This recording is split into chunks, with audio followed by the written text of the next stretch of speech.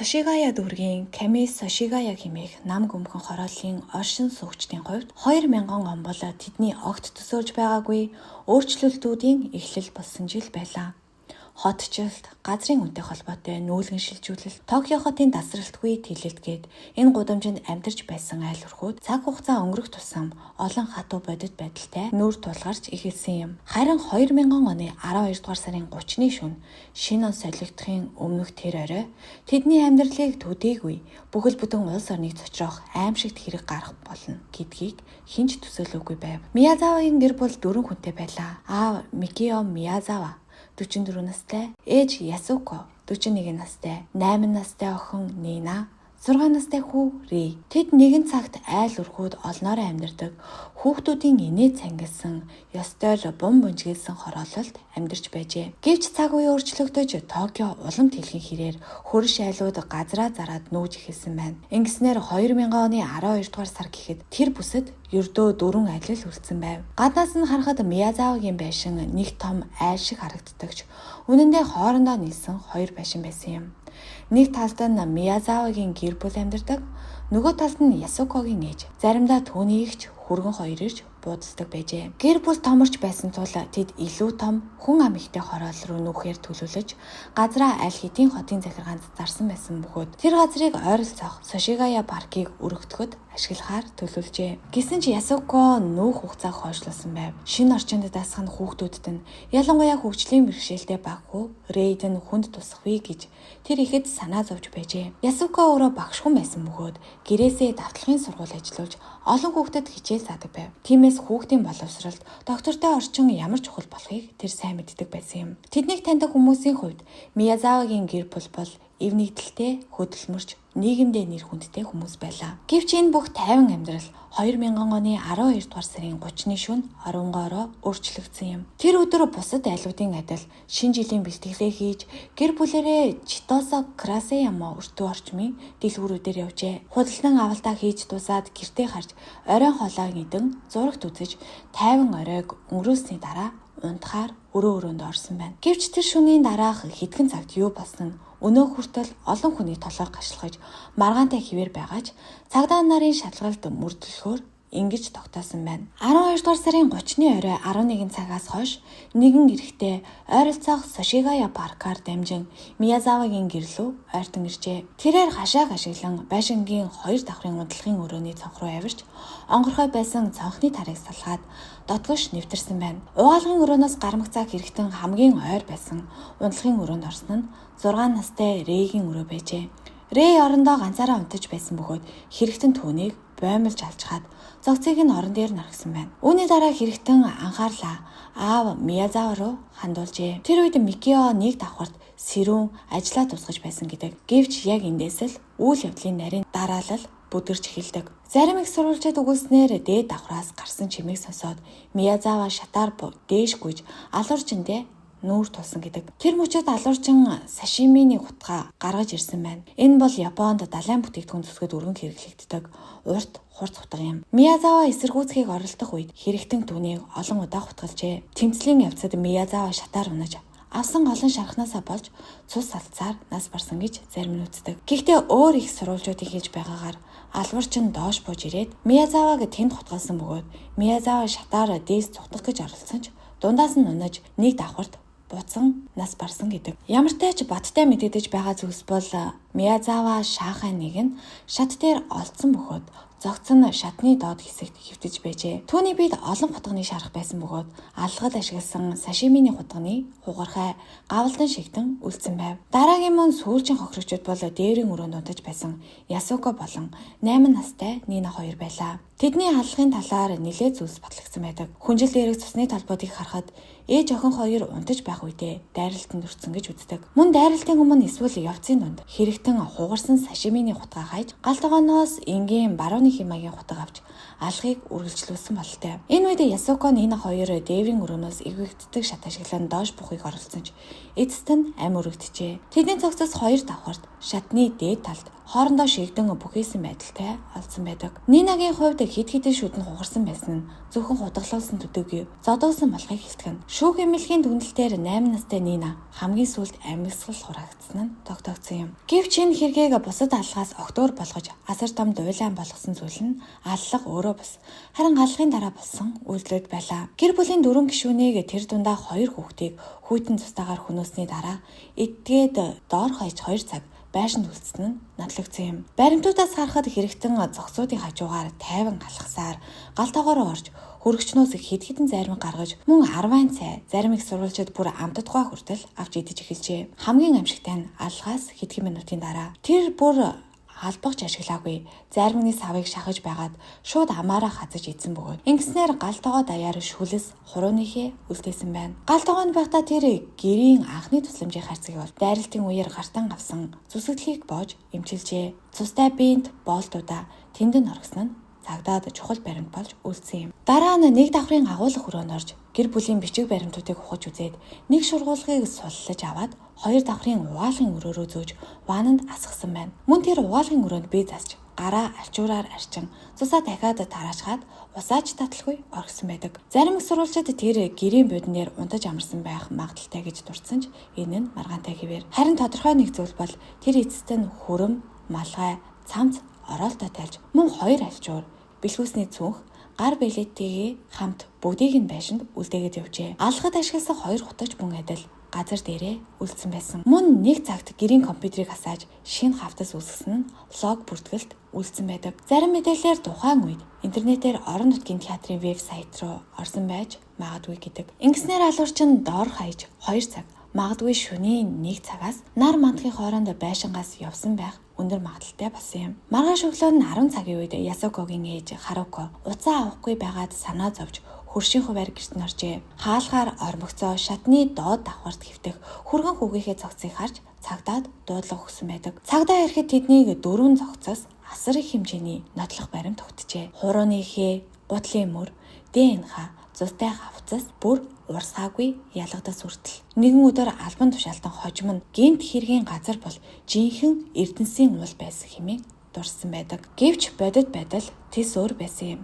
Хурууны хээний шинжилгээгээр Японд ямар ч таарч тохирох бүртгэл илрүүлсэнгүй. Эдгээр бүх улмөр цагдааг алуурчны хэн болох хаанаас ирсэн байж болох талаар ахиц гаргаж чадсангүй. Гэхдээ байдал 2 хувцасны зүйл дээр ирэхэд өөрчлөгдсөн юм. Тэр нь хэрэгтний гутал болон бэлхүүсний цүнх байлаа. Юуны өмнө гутлыг нь шалгахад хэрэгтний өмсөж байсан 43 см хэмжээтэй Sleznger брендинг гэд Японд огт худалдаалагдаж байгаагүй нь тогтоогдсон байна. Харин энэ загвар өмнөд Солонгост зарагддаг байжээ. Ингэснээр цагдаа нэг чухал дүгнэлтэд хүрсэн юм.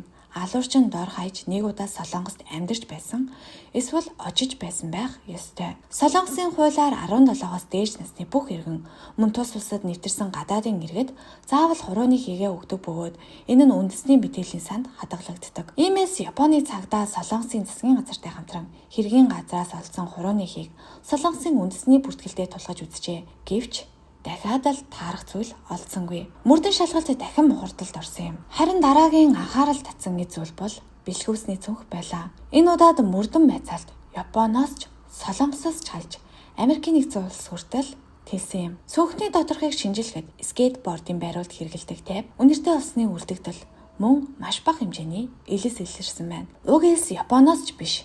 Харин Калифорни мужийн Лос Анжелесийн хойд хэсгээс гаралтай нь тогтоогдсон юм. Ингэснээр цагдаа нарын анхны тамга бүрэн нурж дахин эхлэл зэгтээ буцаж очиход хүрсэн. Цаг хугацаа өнгөрөх тусам иргэдээс ирэх мэдээлэл олширч байсан ч эдгээр нь хэргийг тайлахын оронд улмал бодлаан тулах нь их байлаа. Миязавигийн гэр бүл бол хиндэж муу мухай санагдахааргүй нэр хүндтэй хүмүүс байсан. Тэдэнд дайсагнах, өшөө авах шалтгаантай хүн бараг байх боломжгүй мэт. Тиймээс цагдаа нар бүх боломжит хувилбаруудыг шалгаж эхэлсэн. Эхнийх нь хулгай амжилтгүй болсон хэрэг. Гэвч энэ онолж олон талаараа тохирохгүй байв. Хулгайчид ихэвчлэн хүн байхгүй үед дайрдаг. Харин энэ хэрэг оройн цагаар бүх хүн гэртээ байх нь тодорхой үед гарсан. Түүнчлэн хэрэгтний хамгийн ихний үйлдэл нь мөнгө хайх биш, харин хамгийн бага аюултай 6 настай хүүхдийг унтаж байхад нь боомлж алсан явдал байлаа. Хэрв зорилго нь мөнгө байсан бол шууд мөнгө хадгалдаг газар руу орох ёстой. Гэтэл тэр бүх гэр бүлийг хороочхоод л дараа нь бичиг баримтуудыг ухаж эцэст нь ихэнх мөнгийг нь орхисон байна. Зарим их сурвалжид 150 мянган йен авч явсан байж магадгүй гэдэгт түүнээс хавьгүй их мөнгө байшинд үлдсэн байжээ. Иймээс суулгай гол зорилго байгаагүй нь тодорхой болсон. Аллахын хэрцгий байдал баримтад огт хайхрамжгүй хандсан байдал зэргээс шалтгаалan зарим хүмүүс үүнийг цуврал алуурчны эсвэл сэтгцийн ноцтой асуудалтай хүний үйлдэл гэж үздэг. Энэ онолыг дэмжих шалтгаан олон. Алуурчин гимшил огт мэдрээгүй мэт байшин өөрийнхөө гэр шиг ашигласан. Мөн хамгийн их харгислал эмэгтэй хохирогчдод чиглэсэн мэт харагддаг. Ясуко эцэг хүртэл эсэргүүцсэн нь түүний хүнд шархнаас ил. Нина харын хамгийн сүүлд амьсгал хураасан бөгөөд нас барсны дараач зодуулсан шинжтэй шүдэн хугарч их хэмжээний цус алдалттай байжээ. Зарим оноолчид үүнийг эмэгтэйчүүдийг үзэн яддаг хүний үйлдэл байж магадгүй гэж үздэг. Үлдсэн ганц боломжит сэтэл бол өшөө хорсол. Гэхдээ Миязава бол хүнтэй эвтэй маргаан хийдэггүй нэгэн байсан гэж хамт ажиллаж байсан хүмүүс нь баталдаг. Түүнд бүхэл бүтэн гэр бүлийг нь алхаар уурлах хүн байх боломж маш бага. Цорын ганц маргаан нь алгаас хэдхэн хоногийн өмнө Миязава гэрийнхээ ард байдаг скейт паркийн залуучуудад дуу чимээний гомдол гаргасан явдал байлаа. Ингээд нэг таамаг гарч ирсэн нь ууралсан скейтчид өшөөгөө авч гэр бүлийг нь хороосон байж магадгүй гэж таамаг. Энэ онол хэтэрхий дэврүү мэт боловч скейт хувцастай төстэй зүйлс цүнхэд байсан грип тейп зэрэг нь хоорондоо таарч байв. Гэхдээ тухайн үед паркт явж байсан скейтчдийг шалгахад сэжигтэй зүйл илрээгүй бөгөөд ийм өчүүхэн маргаанаас болж ийм аимшигт аллах юм гэдэг олон хүн итгээгүй. Хамгийн алдартай бас хамгийн сонин онол бол цүнхэд байсан өчүүхэн эвснээс ихтэй эзэнд хүрэхэд мөрдөн байцаалт дахин ДНХ руу эргэж атсан юм. Цагдаа нар алуурчны цуснаас гаргасан ДНХ-гийн задлан шинжилж угсаатны бүтэц гаргасан байдаг. Үр дүн нь тун сонирхолтой байв. Алуурчны их нь өмнөд Европын гаралтай, эцэг нь зүүн Азийн гаралтай байх өндөр магадaltaй. Эцгийн ДНХ нь 13 Япон хүн тутмын 1, 10 Хятад тутмын 1, 4 Солонгос тутмын 1 хүнд илэрдэг маркеруудтай байжээ. Эдгээр баримтууд олон жилийн турш мөрдөгчд төдийгүй интернет мөрдөгчдийг галзууруулах шахсан юм. Таамаг бүрийн араас шин таамаг гарч хэрэг улмал бодилсаар. Ингээд одоо бид энэ бүх онолын гүнд шумбан орцгоё. Хэргийн хамгийн их маргаан дагуулсан хоёр асуудлыг нэгтгэх бол цүнхнээс олсон эвсний гарал болон алуурчны холимог хөгсөө. Олон нийтийн дунд хамгийн их яригддаг нэг онол тодорч гарч ирнэ. Тэр нь алуурчин цэргийн хүн байсан гэх онол. Тэгвэл яагаад ингэж үздэг вэ? Хариулт нь дахин эвсэнд бий. Өмнө дурдсанчлан эвсний найрлага наривчлан шинжилгээд энэ нь Калифорни мужийн агаарын цэргийн баазын орчмоос гаралтай нь тогтоогдсон. Онолчдын үзэж байгаагаар алуурчин Америкийн айрамд алба хааж байх хугацаанд яг тэр бааз дээр байхдаа эвстэй харьцаж улмаар тэр эвс бэлхүүсний цүнхэнд нь шингэсэн байж болцсошгүй. Дараа нь тэр Японд шилжин ирж Йокото агаарын цэргийн баазад алба хаасан байх магадaltaй. Анхаарал татах нь энэ бааз Миязавагийн гэрээс ердөө нэг цагийн зайд байрладаг. Гэхдээ энэ онол бодиттой байхын тулд нэг чухал нөхцөл зайлшгүй хэрэгтэй. Алуурчин Япон хэл мэддэг байх ёстой. Учир нь тэр байшинд байсан бичиг баримтуудыг яалгаж, заримыг нь ванд хийж, заримыг нь оргисон нь тогтоогдсон. Мэдээж санамсаргүй гэр хийсэн байх магадлал бич ямар ч байсан бичиг баримттай ухамсартай харьцан шинж илэрдэг. Эндээс л холимог угсааны онол орж ирдэг. Зарим хүмүүсийн үзэж байгаагаар алуурчин нь гадаадд алба хааж байхдаа харь орны хүнтэй гэр бүл болсон цэргийн хүүхэд байж магадгүй. Ингэснээр тэр Японд байн амьдарч байгаагүй ч эцэг эхийнхээ нэгээс Япон хэл сурсан. Магадгүй бага насндаа Японд ирж очиж байсан байж магадгүй юм. Ийм нөхцөлд тэр Японы орчин, гудамж, нийтийн тээвэр тассан, өөрөөр хэлбэл өөрийгөө танил орчинд байна гэж мэдэрсэн байж магадгүй. Тийм ч учраас аллах хийсний дараа байшинд хідэн цаг тайван үлдэж чадсан гэж үздэг. Энэ онол олон баримттай таарч өгдөг. Цэргийн хүн байсан гэдг нь ийм их хүч тэсвэр шаарддаг алгыг тайлбарлаж чадна. Холимог угсаатай гэдэг нь Японы төрийн бүртгэлд мэдээлэл багтай байж болох шалтгаан. Харин Япон талын угсаа нь хэл орчинд саадгүй байсныг тайлбарлана. Иймээс энэ онол хэвлэл мэдээлэл онлайн форумуудын дунд хамгийн түгээмэл хамгийн их дэмжигдсэн хувилбар болж чадсан юм. Гэхдээ энэ л ганц онол биш. Олон жилийн дараа Фумия Ичихаши гэсэн нууц нэртэй сэтгүүлч энэ хэргээр ном бичиж огт өөр бүр илүү маргаантай онол дэвшүүлсэн. Түүний үзэж байгаагаар алуурчин бол өмнөд Солонгосын хуучин цэргийн алба хаагч, хожим нь хөлсний алуурчин болсон хүн байж магадгүй. Ичихашигийн тайлбарснаар ДНХ-гийн шинжилгээнд илэрсэн маркерууд Солонгос хүмүүс Японуудаас илүү түгээмэл байдаг нь энэ онолыг дэмжинэ. Мөн цэргийн бэлтгэлтэй хүн байсан гэдэг нь хүч чадал, ур чадварыг тайлбарлана. Хамгийн чухал нь энэ онол санал болгодог. Тэрээр хэлэхдээ Миязавагийн гэр бүл газраа зараад байсан ч нүүхээ удаа дараа хойшлуулж улмаар тухайн бүсэд үлдсэн цөөн айлуудын нэг болсон. Үүнээс болж байрлах хөгжүүлэгчид төвчээр алдаж гэр бүлийг хүчээр зайлуулахын тулд хөлсний алуурчин хөсөлсөн байж магадгүй гэж үздэг. Гэхдээ асуулт хэвээрүүлдэг.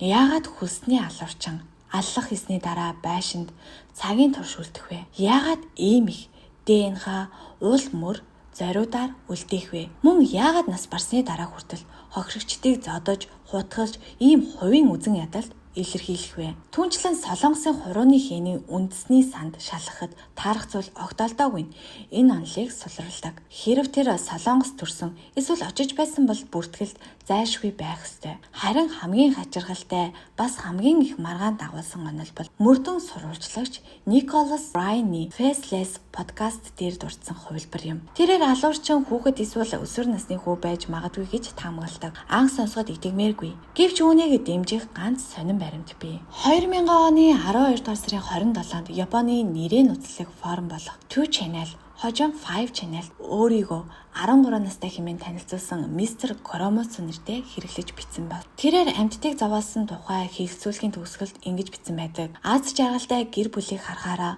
Оитагийн гэр бүлийн аллахтай адил зүйл хиймээр санагддаг. 21-р зуун эхлэхээс өмнө дуусгамаар байна. Тэр дурдсан Оитагийн гэр бүлийн аллах нь шүнд хутгаар дарж нэг гэр бүлийг сүрүүлсэн хэрэг бөгөөд гэмт хэрэгтэн нь 13 настай хүү байсан нь тогтоогдсон байдаг. Хамгийн чихүүцмээр нь энэ пост Миязавагийн аллагаас ердөө 2 хоногийн өмнө нийтлэгдсэн. Мэдээж энэ бичлэгийг бичсэн хүн хэн байсан тодорхойгүй. Хажуу айл хийж хэнийг хийсэн нь ч батлагдаагүй. Гэвч мөрдөгчд энэ онолыг бүр мөсөн үгүйсгээгүй. Хэрв алуурчин хүүхэд байсан бол хурууны хээний санд байхгүй. Гэртээ ээжтэйгээ амьдарч байсан байж магадгүй.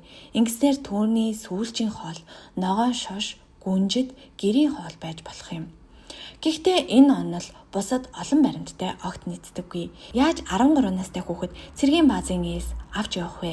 Яаж ганцаараа хаанд авч бүгд бүтэн гэр бүлийг ийм хэрцгийгээр хороох вэ? Иймээс ихэнх хүмүүс энэ онолыг үгүйсгдэг. Гэсэн ч сэжигдэнгүй, баримтгүй байсан тул цагдаа ямар ч боломжит түүхийг орхигдуулж чадаагүй. Эцэст нь Японы цагдаа алуурчныг барихад хүргэх мэдээлэл 20 саяын ойролцоогоор $190,000 шагнал зарласан. Энэ бол Японы түүхэнд хамгийн өндөр шагнал юм.